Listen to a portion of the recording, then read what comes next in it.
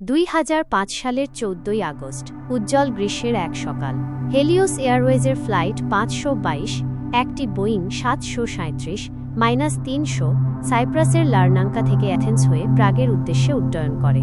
বিমানটিতে ছিল 115 জন যাত্রী এবং 6 জন ক্রু। সবাই তাদের সামনের যাত্রা নিয়ে উচ্ছ্বসিত। কে জানত তাদের এই যাত্রা শেষ হবে এক অকল্পনীয় বিপর্যয়ে। কয়েক ঘন্টা পর বিমানটি গ্রিসের গ্র্যামম্যাটিকোর কাছে বিধ্বস্ত হয়। বিমানে থাকা 121 জনের সবাই মারা যান। এই দুর্ঘটনা সারা বিশ্বে শোকের ছায়া নিয়ে আসে এবং কিভাবে এমন ভয়াবহ ঘটনা ঘটতে পারে সেই প্রশ্ন উত্থাপিত হয়। পরবর্তী তদন্তে ঘটনার এক হৃদয় বিদারক ক্রম উন্মোচিত হয়, যা মানুষের ভুল, ব্যবস্থাপনার ত্রুটি এবং 30,000 ফুট উচ্চতায় বেঁচে থাকার জন্য এক মরিয়া সংগ্রামের গল্প বর্ণনা করে। এটি হল হেলিওস ফ্লাইট 522-এর কাহিনী। এই দুর্ঘটনার মূল কারণ ছিল একটি নীরব ঘাতক হাইপোক্সিয়া। অক্সিজেনের অভাবে সৃষ্ট এই ক্রমবর্ধমান অবস্থা ধীরে ধীরে ফ্লাইট 522-এর ক্রু এবং যাত্রীদের অক্ষম করে তোলে। কারণ একটি ত্রুটিপূর্ণ চাপ নিয়ন্ত্রণ ব্যবস্থা। বিমান উড্ডয়নের পূর্ব পরীক্ষার সময় চাপ নিয়ন্ত্রণ ব্যবস্থাটি ভুলবশত ম্যানুয়াল মোডে রেখে দেওয়া হয়েছিল। এর অর্থ হল বিমানটি যখন উচ্চতায় উঠছিল তখন কেবিনের চাপ সঠিকভাবে নিয়ন্ত্রিত হচ্ছিল না। ধীরে ধীরে যাত্রীদের অক্সিজেন ঘাটতি হচ্ছিল।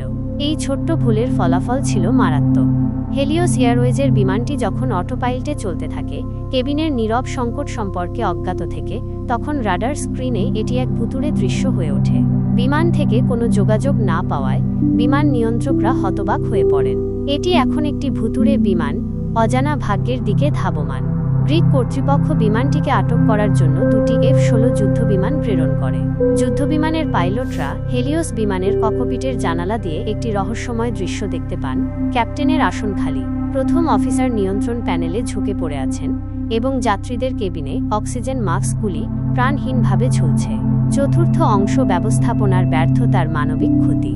বিধ্বস্ত বিমানের তদন্তে হেলিওস এয়ারওয়েজের মধ্যে একগুচ্ছ মানবিক ত্রুটি এবং ব্যবস্থাপনার ব্যর্থতা উন্মোচিত হয়। ত্রুটিপূর্ণ চাপ নিয়ন্ত্রণ ব্যবস্থাটি অবশেষে অপর্যাপ্ত রক্ষণাবেক্ষণ পদ্ধতির কারণে হয়েছিল বলে জানা যায়। তদুপরি একই বিমানে পূর্বে ও এয়ার কন্ডিশনিং সমস্যার রিপোর্ট ছিল, যা অবহেলার একটি সম্ভাব্য ধারা নির্দেশ করে।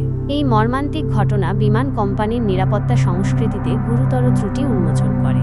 অ্যালান আরউইন নামের একজন ইঞ্জিনিয়ারকে প্রাথমিকভাবে ভুল সুইচ সেটিংয়ের জন্য দোষারোপ করা হয়েছিল।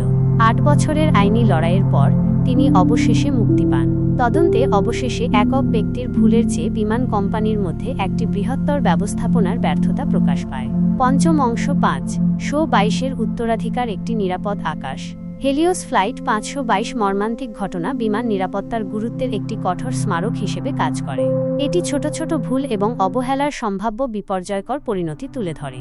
দুর্ঘটনার পরবর্তীকালে বিমান শিল্প একই রকম ঘটনা প্রতিরোধ করার জন্য গুরুত্বপূর্ণ পদক্ষেপ গ্রহণ করে।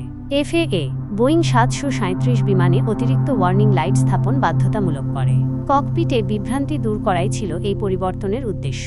এই মর্মান্তিক ঘটনার মধ্যেও বীরত্বের একটি ঝলক উদ্ভাসিত হয়েছিল। ফ্লাইট অ্যাটেন্ডেন্ট আন্দ্রেয়াস প্রোড্রোমো সাহসের সাথে ককপিটে প্রবেশ করেছিলেন। তার নিঃস্বার্থ কর্ম মানুষের সাহসের প্রমাণ বাহক। হেলিওস ফ্লাইট 522-এর উত্তরাধিকার বিমান শিল্পে এখনও প্রতিধ্বনিত হচ্ছে। এটি কঠোর নিরাপত্তা, প্রোটোকল এবং সতর্কতার গুরুত্বের একটি গুরুত্বপূর্ণ স্মারক।